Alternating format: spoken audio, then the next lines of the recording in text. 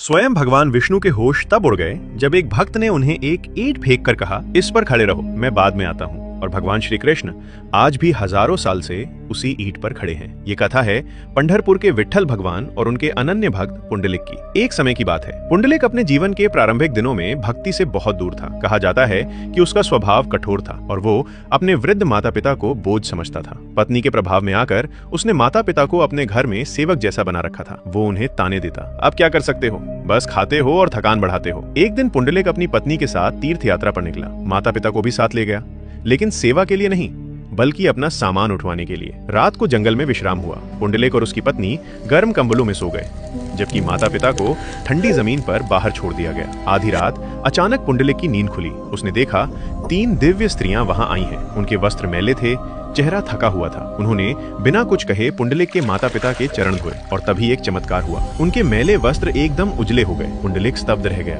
उसने हाथ जोड़कर पूछा, देवियों, आप कौन हो? हम गंगा, यमुना और सरस्वती हैं। पापियों के स्नान से हम मलिन हो जाती हैं, लेकिन इन वृद्धों की सेवा से हम फिर पवित्र हो गईं। ये सुनते ही पुंडलिक का हृदय बदल गया। जिस मन में अहंकार था वहां पश्चाताप भर गया।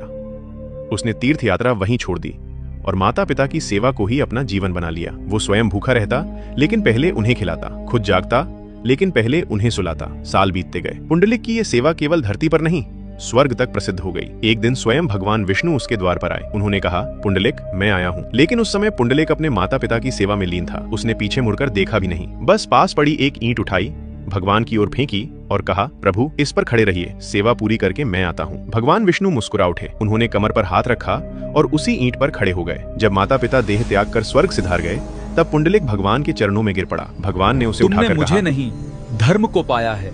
माता पिता की सेवा मेरी पूजा से भी महान है।